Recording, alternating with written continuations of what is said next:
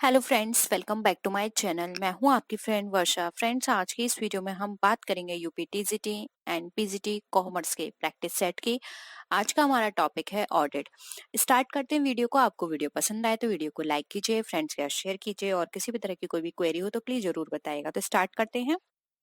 देखिए, क्वेश्चन है हमारा, when the audit is conducted regularly और irregularly throughout the year it is called. यानी कि जब भी हमारी ऑडिट कंडक्ट की जाती है या फिर ऑडिट होती है, अब रेगुलरली बेसिस पर हो या फिर इरेगुलरली बेसिस पर थ्रू आउट द ईयर, तो उसको क्या बोलते हैं? Continuous audit, statutory audit, internal audit या फिर इंटरिम ऑडिट। तो देखिए फ्रेंड्स, यहाँ पर हम बात कर रहे हैं ऑडिट की, जो कि यहाँ पे साफ साफ बोल रखा है कि रेगुलर और इरेगुलर दोनों तरह की बेसिस पर की जा रही है। तो देखिए यहाँ पर इसको बोलते हैं हम कॉन्टिन्यूस ऑडिट।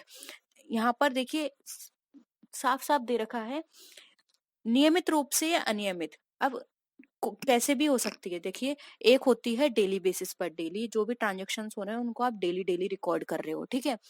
एक तो ये हो गई, और एक हो गई आपकी डेली ना करके आप वीकली मंथली कर रहे हो, लेकिन हो तो आपकी हमेशा के लिए रही है, पूरे साल हो रही है, तो इसलिए इसको कॉन्टिन्यूस ऑडिट बोला गया है। स्टैट्यूटरी ऑडिट वो ऑडिट होती है जो कि कंपलसरी होती है और जिसको करवाना जरूरी होता है। किस पर्पज से? कि क्योंकि आप सबको पता है कि कंपनी के अंदर बहुत सारे स्टेक होल्डर्स होते हैं जिनका पैसा कंपनी में लगा होता है, तो उनको ट्रू इन्फॉर्मेशन देने के लिए ये ऑडिट की जाती है। इंटरनल ऑडिट की जाती है इंटरनल कंट्रोल के बेसिस पर, कि जो भी कंपनी के अंदर काम हो रहा है वर्कर्स के द्वारा, वो सही तरीके से जो भी पैरामीटर्स दिए गए हैं उसके अकॉर्डिंग हो रहा है या नहीं। इंटरिम ऑडिट होती है जो कि जो भी ऑडिट होगी उस जैसे दो टाइम पीरियड है, हर महीने ऑडिट होती है, उनके बीच में एक और ऑडिट कराना, वो हमारा इंटरिम ऑडिट कहलाता है, ठीक है। तो यहाँ पे कॉन्टिन्यूस ऑडिट हमारा ए राइट आंसर हो जाएगा। नेक्स्ट क्वेश्चन पे आते हैं, विच of the following statement is correct. अब हमें बताना है इसमें से कौन से स्टेटमेंट जो है वो हमें करेक्ट है। फर्स्ट ऑप्शन है, internal control is a part of internal check. Internal check and internal audit are the same. Internal audit is a part of internal control.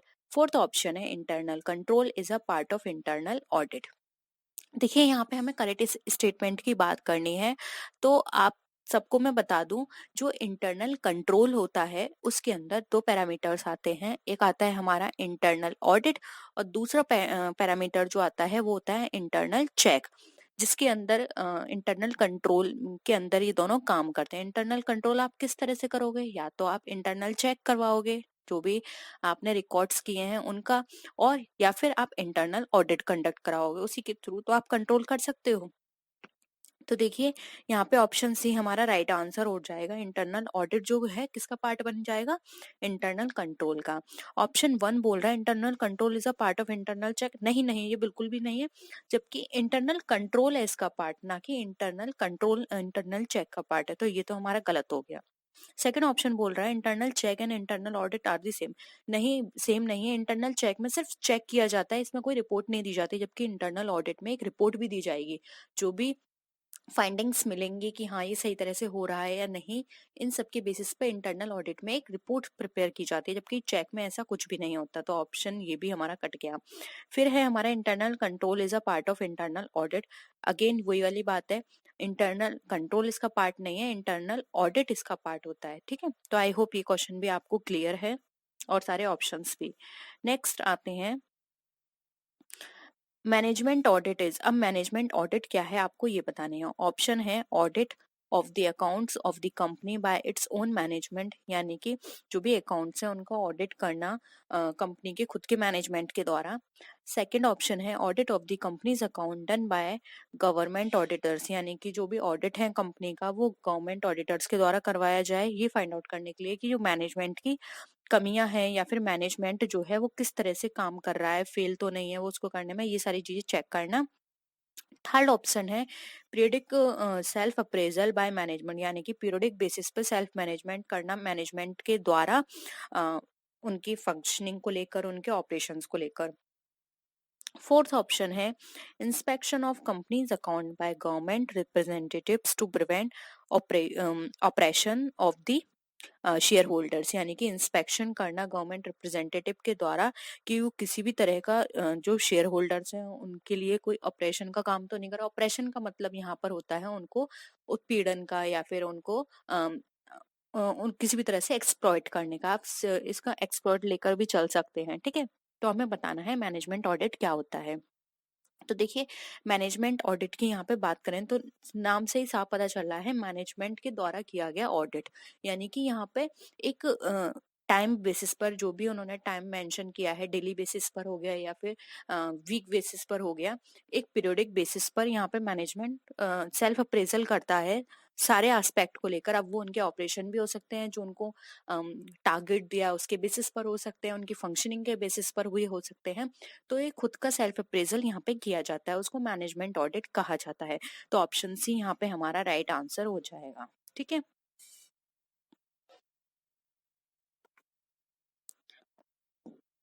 Next question है auditing which is taken up when final accounts are ready is called. अब हमें बताना है audit जो कि अंतिम खाते के बेसिस पर तैयार किए जाता है वे क्या कहलाती है, periodic audit, continuous audit, interim audit या फिर इर्रेगुलर ऑडिट। देखिए यहाँ पर बात की जा रही है फाइनल अकाउंट रेडी किए जाते हैं जिसके बेसिस पर, ठीक है। यानी कि फाइनल अकाउंट प्रिपेयर हो गया उसके बाद आप ऑडिट कर रहे हैं तो उसको हम क्या बोलेंगे। तो देखिए जब फाइनल अकाउंट प्रिपेयर हो जाते हैं उसके बाद जब हम ऑडिट करते हैं तो उसको बोलते हैं पीरियोडिक ऑडिट। क्योंकि पीरियोडिक ऑडिट का मतलब यहाँ पर क्या हो गया, एक इसका समय है जो कि 1 साल बाद ही करनी है, बीच में ये कभी नहीं की जाएगी। यानी कि हर साल इसका ऑडिट होगा और वो कब किया जाएगा ये वाली ऑडिट, वो की जाएगी जब हमारे फाइनल अकाउंट प्रिपेयर हो जाएंगे। इसलिए ऑप्शन ए यहाँ पे राइट आंसर। पीरियोडिक ऑडिट का मतलब होता है पीरियड आपने फिक्स कर दिया कि इस पीरियड पे ये ऑडिट होगी। अब वो पीरियड क्या है, जब फाइनल अकाउंट प्रिपेयर हो जाएंगे, ठीक है। कॉन्टिन्यूस ऑडिट जो कॉन्टिन्यूस बेसिस पर होती रहती है, यानी कि ये पूरे थ्रू आउट लाइफ चलेगी, ऐसा नहीं है कि अभी हो गई अब आगे कभी नहीं होगी, जो कॉन्टिन्यूस बेसिस पे चलती रहती है। इंटरिम ऑडिट होती है, दो ऑडिट के बीच में एक ऑडिट कंडक्ट कराई जाती है, अचानक से हो सकती है, उसको बोलते हैं हम इंटरिम ऑडिट। इरेगुलर ऑडिट होती है, इसका कोई टाइम नहीं है, ये कभी भी कंडक्ट कराई जा सकती है, इसको इसलिए बोलते हैं हम इरेगुलर ऑडिट, ठीक है। नेक्स्ट क्वेश्चन पे आते हैं। When accounting work is distributed among the staff members in such a way that the work done by one person is independently or automatically checked by another person, the system is called। यानी कि ऐसा accounting work जो कि आप staff members को allocate कर दिया गया है जिसमें ऑटोमेटिकली क्या हो रहा है, एक पर्सन का काम काम जो है वो दूसरा पर्सन चेक कर रहा है उसे। ऐसा एक सिस्टम बना दिया गया है कि ऑटोमेटिकली एक पर्सन की चेकिंग दूसरे पर्सन के द्वारा हो रही है और दूसरे पर्सन की तीसरे पर्सन के द्वारा। तो उस सिस्टम को क्या कहा जाता है, internal audit, internal check, test checking या फिर कॉन्टिन्यूस ऑडिट। तो देखिए यहाँ पर अगर हम बात करें इस तरह की सिस्टम की या ऑडिट की, तो देखिए इसमें साफ दे रखा है कि यहाँ पे चेक किया जा रहा है एक पर्सन का काम दूसरे पर्सन के द्वारा। तो देखिए ये क्यों किया जाता है, एक कंट्रोल बनाने के लिए, जिससे कि फर्स्ट पर्सन को लगे, एक पर्सन को लगे कि मुझे सही करना है काम, क्योंकि मेरा जो काम है वो दूसरा पर्सन चेक करेगा, और दूसरे को लगे कि मुझे सही करना है क्योंकि मुझसे आगे जो पर्सन है या मेरे बाद जो काम करेगा इस फाइल को देखेगा उसको ये मिल जाएगा, वो मेरी रिपोर्ट देख सकता है। तो यहाँ पर क्या हो गया, कंट्रोल हो रहा है, और ये कंट्रोल किसके बेसिस पे कर सकते हैं हम, इंटरनल चेक के थ्रू। तो यहाँ पे ऑप्शन बी हमारा राइट आंसर हो जाएगा। इसके थ्रू क्या होता है, कंट्रोलिंग भी रही कि अगर आपने किसी पर्सन को कोई टारगेट दिया है तो उसको वो टारगेट करना ही पड़ेगा। अगर वो नहीं करेगा तो दूसरे पर्सन को पता चल जाएगा कि हाँ इसका टारगेट पूरा नहीं हुआ, जिसकी वजह से कंपनी को इसका इतना लॉस हुआ है या फिर ये प्रोडक्ट कंप्लीट नहीं हो पाया, ये टारगेट अचीव नहीं हो पाया। तो यहाँ पर हर किसी को पता रहेगा कि एक दूसरे की रिपोर्ट के बारे में, ठीक है। तो ये कंट्रोलिंग करने के लिए इस तरह का सिस्टम बनाया जाता है। तो इंटरनल चेक इसका राइट आंसर हो जाएगा, ऑप्शन बी। नेक्स्ट आते हैं। देखिए नेक्स्ट क्वेश्चन है, the statutory auditor is duty bound to. अब स्टैट्यूटरी ऑडिटर जो है वो किसके लिए बाउंड है, हमें ये बताना है। ऑप्शंस देख लेते हैं। Review the managerial process and procedures, जो भी मैनेजरियल प्रोसेस और प्रोसीजर्स होते हैं उसको रिव्यू करने के लिए। Prepare the final accounts of the company in accordance with the provision of the company law, यानी कंपनी लॉ के प्रोविजन के अकॉर्डिंग फाइनल अकाउंट प्रिपेयर करने के लिए वो बाउंड है। Submit a report to the members of the company, यानी company के मेंबर्स को रिपोर्ट सबमिट करने के लिए बाउंड है। फोर्थ ऑप्शन है verify physically the various assets of the company, यानी फिजिकली उसको वेरीफाई करना सारी एसेट्स को जो भी कंपनी में काम कर रहे हैं। तो एक कौन सा ऑडिट यहाँ पे पूछा गया है, यहाँ पूछा गया स्टैट्यूटरी ऑडिट किसके लिए बाउंड है, तो आपको स्टैट्यूटरी ऑडिट के बारे में बताना है। देखिए स्टैट्यूटरी ऑडिट का सबसे मेन काम जो होता है वो होता है जो भी ऑडिट वहां पे हो रही है, कंपनी के अंदर ऑडिट की जा रही है, ठीक है, वो काम करने के बाद जो भी उसने काम किया है उससे रिलेटेड एक रिपोर्ट प्रिपेयर करना, और जो कंपनी का जो ओनर है, ठीक है, वो जिसको कंपनी का रियल ओनर कौन कहलाता है, शेयर होल्डर्स, तो उन शेयर होल्डर्स को वो रिपोर्ट देना एक स्टैट्यूटरी ऑडिटर का ये सबसे मेन काम होता है, ठीक है। जो भी उसने काम किया है उसकी रिपोर्ट किसको देना, जो भी कंपनी का हमारा रियल ओनर है यानी कि शेयर होल्डर्स। तो ये यहाँ पर इसका राइट आंसर हो जाएगा। तो ऑप्शन यहाँ पे सी को क्या है हमारा राइट आंसर हो जाएगा। रिव्यू करना मैनेजरियल प्रोसीजर को ये इसका काम नहीं होता है। फाइनल अकाउंट प्रिपेयर करना ये भी इसका काम नहीं है, ये अकाउंटेंट का काम है। वेरीफाई करना ये भी इसका काम नहीं है, ठीक है। इसका काम होता है जो भी इसने काम किया है उसके बेसिस पे रिपोर्ट तैयार करे और कंपनी के मेंबर्स को जो भी शेयर होल्डर्स हैं उनको प्रोवाइड करे, ठीक है।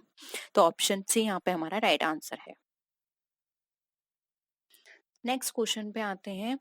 इंटरनल ऑडिट इज डन, अब जो इंटरनल ऑडिट है वो की जाती है कब, टू हेल्प मैनेजमेंट, मैनेजमेंट को मदद करने के लिए, इन डिक्लेयरिंग डिविडेंड, या फिर टू स्टॉप कैपिटल इरोजन, जो कैपिटल इरोजन होती है हमारी पूंजी क्षरण जिसको बोलते हैं उसको रोकने के लिए, to reduce cost of production, cost of production जो आ रही है उसको रोकने के लिए,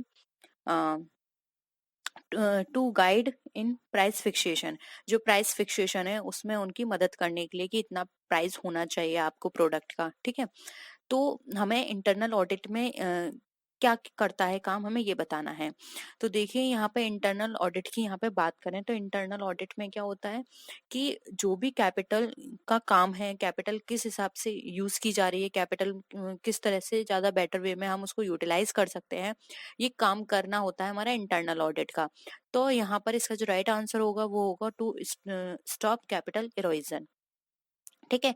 क्योंकि एक संस्था के जितने भी हिसाब किताब होते हैं उनको समय समय पर कितना सैलरी दी गई है, कर्मचारियों के द्वारा क्या कैसे सारा सिस्टम है करना है, ये सारी चीजें हमारे इंटरनल ऑडिटर देखता है। तो इंटरनल ऑडिट के अंदर ये सारे काम किए जाते हैं। अब बात करें इंटरनल ऑडिट की तो देखिए to help management in declaring dividend, ये फाइनल अकाउंट से हो जाएगा, ठीक है। To reduce cost of production, ये भी अकाउंट्स प्रिपेयर किए जाते हैं वहां से हेल्प हो जाएगी। To guide in price fixation, again हम जो भी अकाउंट्स प्रिपेयर करते हैं उनके बेसिस पर हम इजिली यहाँ पे पता लगा सकते हैं कि हमारे को जो बजट प्रिपेयर किया गया है, जो अकाउंट्स प्रिपेयर किए गए हैं वहां से हम इनको गाइडेंस मिल सकती है कि हमें अपने प्राइस कितने रखने हैं, ठीक है। तो ये यहाँ पर हेल्प नहीं करेगी, इंटरनल ऑडिट हेल्प करेगी कैपिटल इरोजन को स्टॉप करने में, ठीक है। तो ऑप्शन बी यहाँ पे हमारा क्या हो जाएगा, राइट आंसर हो जाएगा। नेक्स्ट क्वेश्चन पे आते हैं।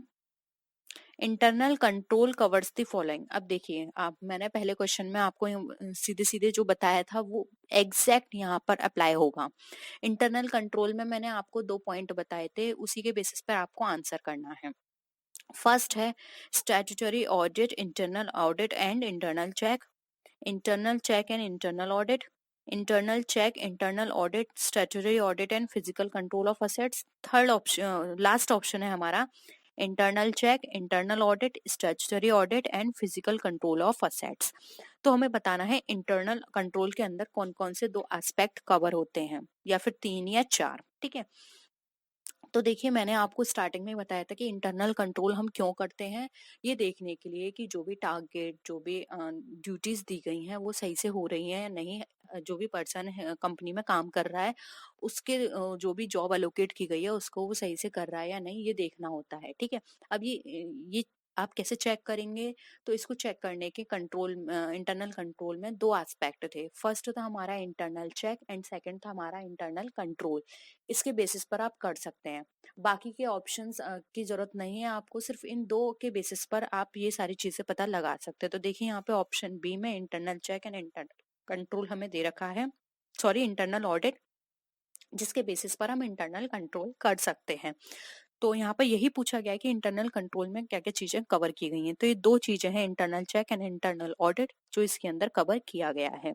स्टैट्यूटरी ऑडिट हमारा इंटरनल काम नहीं होता, ये एक्सटर्नल काम है। मैंने आपको बताया ये इसकी रिपोर्ट किसको जाती है? शेयर होल्डर्स को, जो कि हमारे एक्सटर्नल पार्टी हैं, ठीक है।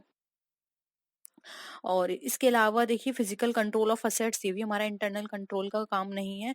हमारा इसमें कवर होती हैं सिर्फ 2 चीज, internal check and internal control. क्योंकि internal check and internal audit, जिसमें ये हमारे असेट्स भी यहाँ पे कंट्रोल कर ली जाएगी।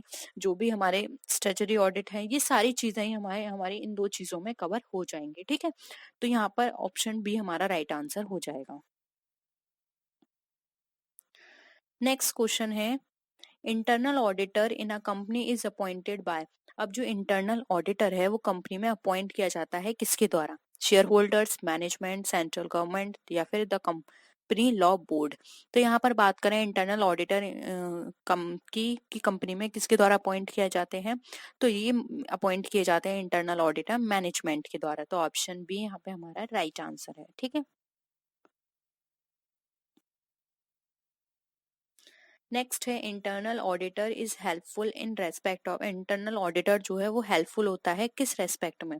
इंटेंसिव ऑडिटिंग के हेल्प में के रूप में, लीगल ऑडिटिंग, इंटरनल चेकिंग या फिर preventing the errors and frauds के लिए। तो इंटरनल ऑडिटर की बात करें तो इंटरनल ऑडिटर का काम होता है जो भी कंपनी के अंदर कार्य किए जा रहे हैं, फंक्शंस हो रहे हैं, उन सब की डीप स्टडी करना है, जिससे कि जो भी प्रॉब्लम है उसको इजीली फाइंड आउट किया जा सके, ठीक है। तो इंटरनल ऑडिटर का काम होता है कैसा? इंटेंसिव ऑडिटिंग का, ठीक है। तो ऑप्शन ए यहाँ पे हमारा राइट आंसर हो जाएगा, जिसके अंदर लीगल ऑडिटिंग, इंटरनल चेकिंग और preventing of errors and frauds, ये तीनों पॉइंट हमारे किस में कवर हो जाएंगे? ये हमारे इस पॉइंट में कवर हो जाएंगे। क्योंकि जब डीप स्टडी होगी, डीप ऑडिटिंग होगी, तो ये सारे पॉइंट्स जो हैं वो इसमें कवर होंगे और ये सारे इजीली फाइंड आउट हो जाएंगे। तो ऑप्शन ए यहाँ पे हमारा राइट आंसर हो जाएगा। नेक्स्ट क्वेश्चन है, for which of the following types of enterprises and independent financial audit is required statutorily. यानी कि अब इसमें हमें बताना है कि किस प्रकार के उद्योगों और स्वतंत्र वित्तीय लेखा परीक्षा के लिए वैधानिक रूप से आवश्यक है। कंपनी में, पार्टनरशिप फॉर्म में, हिंदू अनडिवाइडेड फैमिली या फिर रजिस्टर्ड फॉर्म में।